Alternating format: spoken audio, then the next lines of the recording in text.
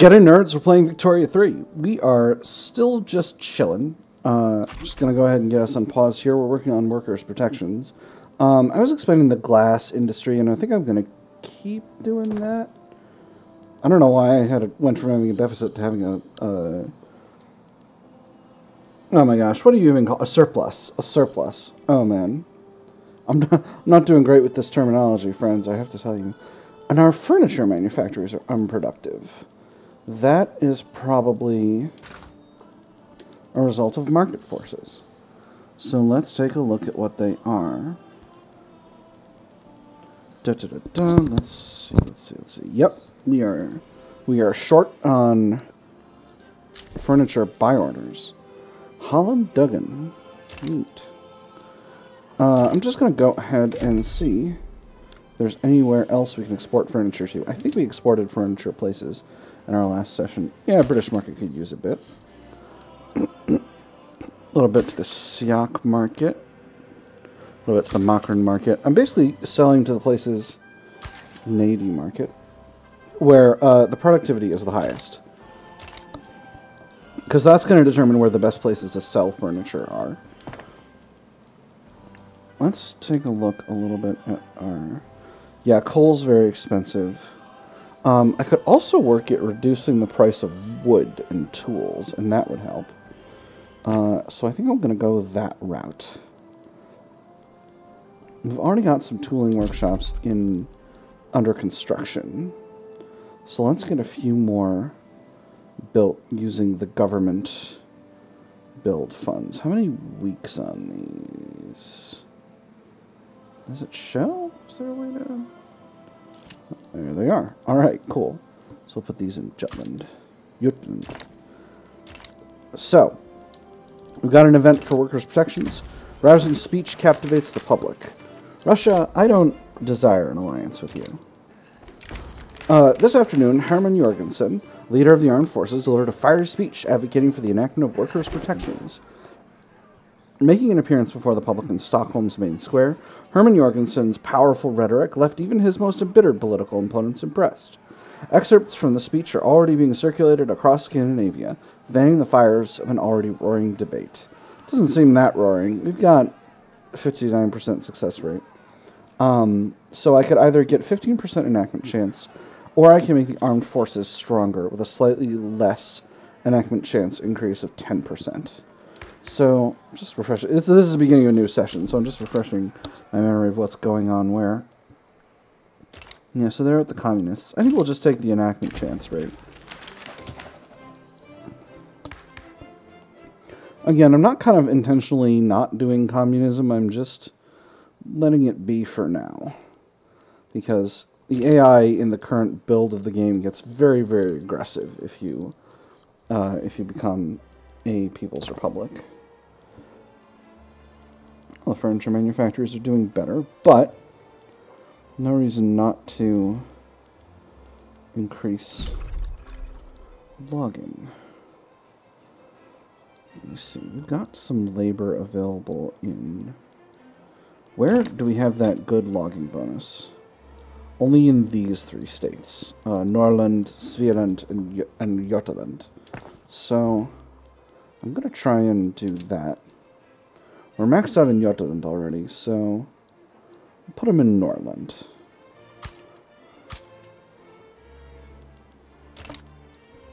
It'll slow our cash gain to a crawl, but that's okay.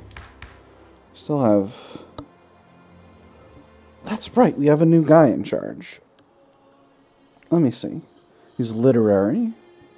Prestige and infamy decay. That's neat. Honorable. Attraction of interest groups in the government. Interesting. So he's actively making all these interest groups stronger. And then political operator, which gives us some extra authority. That's pretty interesting. I think, again, I'm going to try to finish this I know I keep saying this. Friends. But I'm going to try to finish this construction project out and then stop building stuff and let the private construction deal with it. But just realized I was bankrolling Finland without Improving relations. That was pretty dumb. Yes, Russia and I have a defensive pact. That's why we're friends. Let's take a look at who the rulers are. USA, we still have President Frederick Douglass. Blessed. Oh, this is the... Is this the 48 states flag? No. That's... How many states is that? Oh, man. I'm trying to remember my freaking times tables. 42. That's 42. 7 by 6. Still, pretty rad. France, we have Napoleon Royal. I don't think that's not an historical character. Okay, cool. We have direct action. Workers organized by the trade unions are staging short strikes and work-to-rule periods in an effort to pressure the government to pass the Workers' Protections Law. Though their methods seem effective, they are causing major damage to our industrial economy. We have the right to be safe at work. Nobody should have to clock in wondering whether today will be the day they lose an arm or an eye. Until our safety is guaranteed, we'll not work another day. I'll deal with that in a moment. Let them strike. This gives us a big reduction in throughput to manufacturing industries. Or offer assurances and try to de-escalate. This gives us less enactment chance, but a smaller penalty. Alright, well, we'll go for a small penalty. We'll deal with that. That'll only last until this is done. So, we've unlocked multilateral alliances. The industrial potential and global reach of modern states requires the formation of truly international alliances to ensure the safety of our interests. So at this point, we've unlocked the ability to form big alliances like they had at the beginning, like caused World War I, basically. So that's rad. So how are our billings doing with the slowdowns? They're doing basically okay. Looks like our furniture manufacturers are getting a little bit more productive now that I've reduced the amount of the price of wood by a little bit. And gotten us some new trade routes. So that's good. I'm very pleased with that.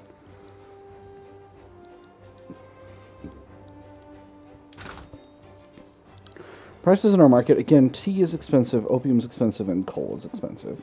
Those are kind of always... All of our goods that are most expensive are the things we basically get entirely from trade. We're short on motors. That's right. The thing about motor industries is it takes forever to get to electric railways. And that's really the thing I need. That's going to basically double my...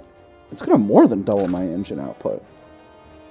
No, it's going to basically double my engine output. Anyway, that's going to make these buildings way, way more productive.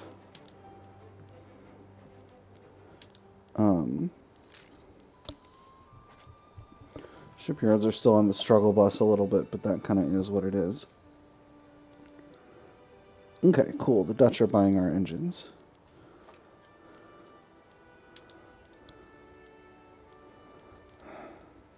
See, the thing is, I don't want to de-automate these because I'm trying to provide a high standard of living to my lower stratum pops.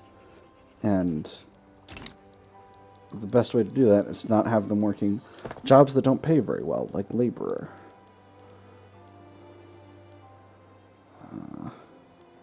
Did I not build a university in Gotland? I do have a university in Gotland. Huh. Yeah, okay. So this motor industry is not fully hiring. Cool. Alright. There's trench works. So this is a very important technology. Yes, there we go. Progress. This is going to do a lot of really useful things. Number one, it's going to unlock a new level of infantry, which is a very important type of technology for our military.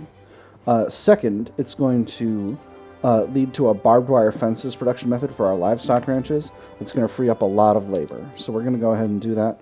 It's going to increase iron prices, but it's going to free up a lot of labor, and that's something we desperately, desperately need. Now it thinks that iron will be cheaper, but We should have a bunch of labor freed up, and that'll be very useful. Especially places like Gotland that have more productive industries, like engine industries. So the other thing we're going to do here is we're going to go to trench infantry. This is going to double the cost of ammunition for our armed forces, but it's going to be worth it. Because trench infantry are very, very solid. Schwarzburg backed down. I didn't even know that there was a thing happening there. Trench infantry are very, very solid. The AI rarely gets beyond trench infantry in my experience. And as we can see, the great armies of Europe are mostly still using skirmish. Yeah, we got skirmish over here as well as shrapnel artillery. Let's see what Britain is doing. Have they gotten to trench yet? No, actually. We are the farthest ahead technologically, militarily, of any country right now, which is good.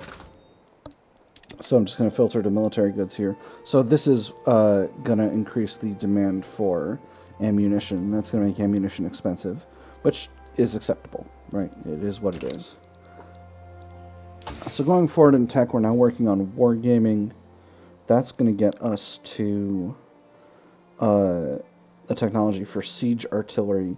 Siege artillery is another military technology. It's going to be the final artillery upgrade. That's going to also cost us a bunch of additional ammunition as well as a bunch of additional artillery. But that just kind of is what it is. I notice we don't have the bolt-action rifle yet, and I'm tempted to get that. I believe we have our military industry producing the highest tier of artillery that they can, but they're not producing the highest tier of rifles. So that's why we've got to kind of... Well, it's not that bad of an unbalance here. It's only 25 small arms, 40 artillery. But I think it'll get unbalanced when we basically double the amount of artillery the government is purchasing.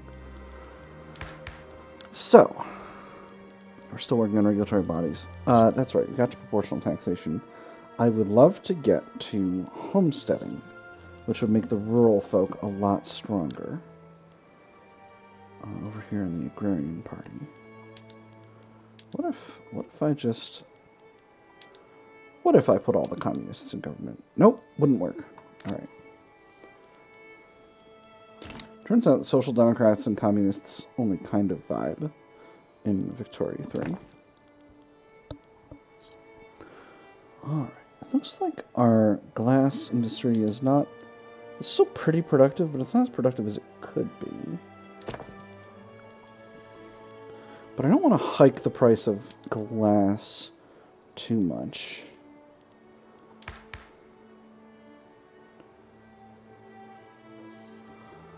I'm just thinking about the balance of power here. If I increase the number of... If I go over to publicly traded, that'll put a lot more power in the hands of the industrialists. And it'll make the free-minded Venstra stronger, but the free-minded Venstra kind of oppose my agenda right now. So I'm just going to kind of leave that for now. Journal of Philosophical Studies. Members of the Philosophy Department for the University of Sverige have signed a formal petition for government funding of their next project, a scientific journal.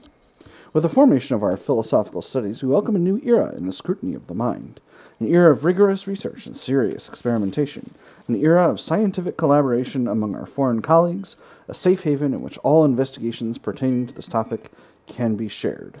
Options are we have no resources for this, that makes our academics really salty, or fund this journal, it costs us $7,900 for 5 years, gets us 6K progress on psychoanalysis, and gives us a big prestige bonus. Where are we in our social tech? Where is psychoanalysis? Psychoanalysis is down here. Psychoanalysis doesn't really unlock all that much that I care about. But I would love the prestige, so let's do it. It's going to cost us a bunch of money, but I'm already spending a ton of cash. So here we are. United States is solidly excellent. Now workers' protections. So the next thing I'm going to do is going to make sure our industries are still productive, because we've basically just had a huge hike in wages. paper mills have taken a hit. That is surprising.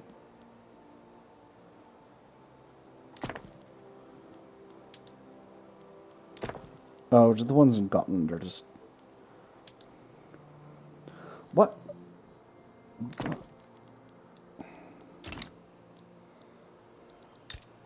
That also got us a bunch of loyalists, which is bad. Is Gotland overpopulated? It's only got 62k people. It doesn't...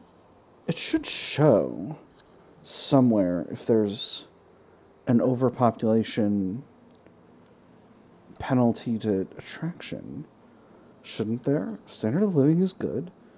Very little unused arable land. And a bunch of available employment. So... It's curious. Well, in any case, we need to find a market for paper, because paper is being produced too expensively to be sold productively, which means we're going to export more. We'll export some to Prussia. We'll export some... See, this is really surprising to me. Export some to Russia, because it feels like paper is one of the most, like, in-demand things. I suppose I could kind of artificially increase the price of paper by just building up more government buildings. A thing that feels like market manipulation, but isn't, because I just said it wasn't. Yeah, we'll go ahead and do that.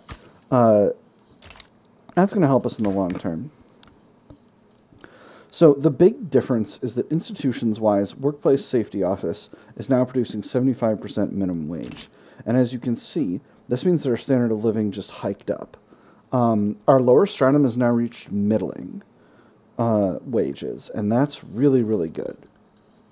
What that's going to mean is that our lowest paid employees are paying more, and that's part of why, like, if I hadn't automated all these industries before, it would have been much, much more productive to keep them automated. Like, this, well, this one still thinks it's going to be more affordable, but I swear it's not. Paper mills seem to have sorted themselves out, actually. But dyes are still really expensive. Bring some of them in from the Netherlands. Do I have undeclared interests, maybe? Quite a few, actually. Okay. Where can I get good stuff from? Has someone opened up Japan yet? It's got a truce with Great Britain. And it has free trade. Okay, alright, radical. So, time to declare an interest in Japan. And then, in a little bit, we'll head on over there to buy stuff. I'm just going to declare an interest over here as well. Just get myself some interests in the Americas to do some trading over there if needed. I think it just occurred to me that I haven't had trade routes active with America, and I think that might help us a lot.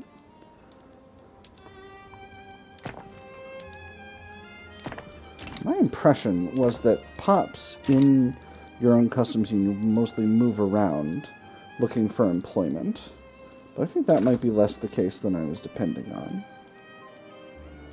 Because I think right now part of our issue is that, like, we've just got buildings that are not fully employed in a lot of our more remote areas, while we've got some unemployment in our more urban centers, and I was trying to get that not to happen. I guess Norland is pretty well populated, as is northern Norway. We got 1 million people each in western and eastern Norway, about 2 million each in Jutland and Svealand, and 1.2 million in Scania, Jutland, and Zealand, and Schleswig-Holstein. So we're basically doing okay. Alright, we've activated our interests. So, First of all, dyes. Bring some from Colombia. That's a good deal. Some from Guatemala. Let's hold off on that for now. You don't need that much more dyes.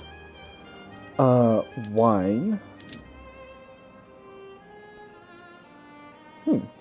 Actually bring in quite a bit of wine from Britain and Russia. So let's do it. Another luxury goods tea. I'm sure we can get some of that from the United States. No, interesting. It's all from Britain and Russia again. Oh, I suppose obviously because... Is this one of my games where China is in the Russian market? Yes. Alright, so there's a bunch of tea coming in from China. That's wonderful. And then where can we get dope from? We're not getting it from... Where are we getting our opium from? Where is all this opium coming from? Have I missed it? I might have missed it. I'm going really fast here. Yeah, it's all coming from the Russian market, which means Russia and probably China. Interesting. And then let's look at some of our goods that could be safely exported more. Oh, let's try to pull in a little bit more coal. I can't believe America doesn't have a bunch of coal to sell us. That's bananas. Incidentally, I'm not going to bring in bananas. A bit of a lead shortage. Odd. So what have we got that's real cheap? Furniture, we're still looking for export markets for. Export some of that to Mexico. Some of it to Bulagan. Some to... I don't want to mess up pronouncing that. Some to Honduras. Alright, that should be good. We're setting up a lot of small trade routes because that's just kind of the nature of it when there's a lot of small countries to trade with. So that should help with the furniture situation. Now, what about liquor? There are a lot of markets available for liquor, especially Prussia, Great Britain, the Netherlands, and Russia. We can sell a ton of liquor to those places. That's going to cost us a whole boatload of bureaucracy and convoys, but I think it's going to help make our food industries much, much more productive.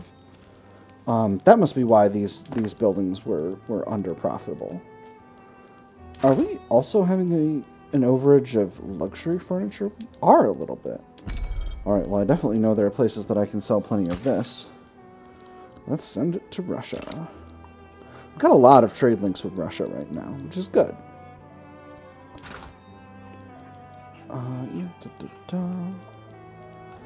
Again, I've got, I don't know if I've explained this recently, but I've got my most expensive stuff at the top and my least expensive stuff at the bottom. Looks like paper's doing okay. Not necessarily worried about that. We still have an overage in fertilizer. We're short of convoys. Well, we can get more convoys. We'll have concrete dockyards. We'll solve our convoy problem. But in the meantime... Oh, now we've got more. My number of convoys keeps going up and down, and I'm just not sure... Having extra convoys increases our trade route competitiveness, and that feels very important. Oh, wow.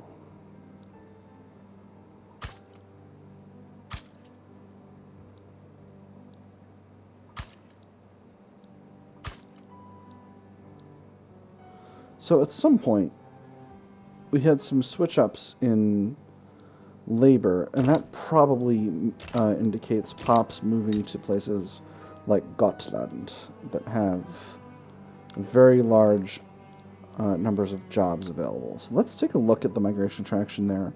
The available employment indicator is still saying 2.0, which probably means the number of people, the number of jobs there has not changed. As you can see, though, our average standard of living has gone up significantly, and that's been supported primarily by an increase in the standard of living of the lower and middle strata. The lower strata is up to 15.2, and the middle stratum is almost up to 23, which means those folks are going to be buying a lot of the luxury versions of their goods. So you can see here we've got a lot of tea, porcelain, liquor, groceries, luxury clothes, glass, wine, and transportation all being consumed by this stratum. Okay, we have electrical generation. That is going to be so useful to us for a lot of different things. Number one, so my first goal is going to be I'm going to try to build up a bunch of power plants because we're going to want to have electric... Our government has become illegitimate in the era of our new election season. I'll get to that in a second, but I'm just talking about our long-term goals. We're actually, I think, about to sign off for this episode because it's December. But basically, because our gas streetlights are using up a ton of coal, and because coal is super duper expensive in our market due to us not having any natural coal mines, I want to get to using electric streetlights just as fast as I can. So what we're going to do is we're going to produce enough power plants to output basically about 1.5k electricity.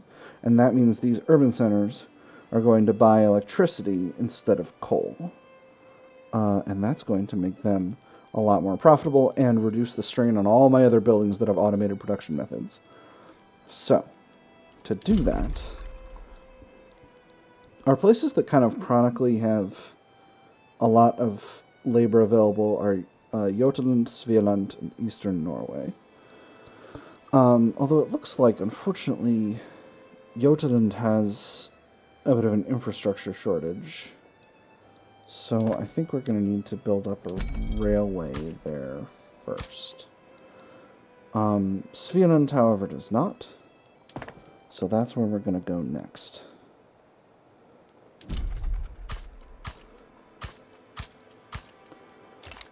Go for 5. These produce... Okay, I need to look at it from this view. I'm trying to figure out how much power these produce. Okay, so these produce 50 per level. So if I want 1,500, I'm going to want a total of 30 levels of power plants. It's going to cost the government a lot of money. But it is what it is. We'll be able to create the market slowly.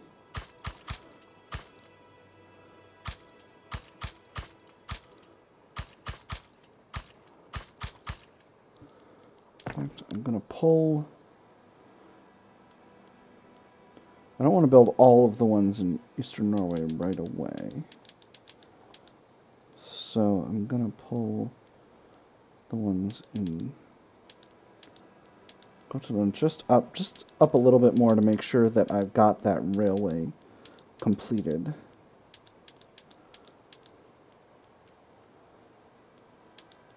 And then this one will be ready to go.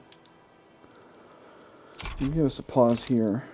An unpause here just to get us to the end of the year. And we'll start our next episode with examining the whole situation that's going on with the government and the way the elections have shaken out.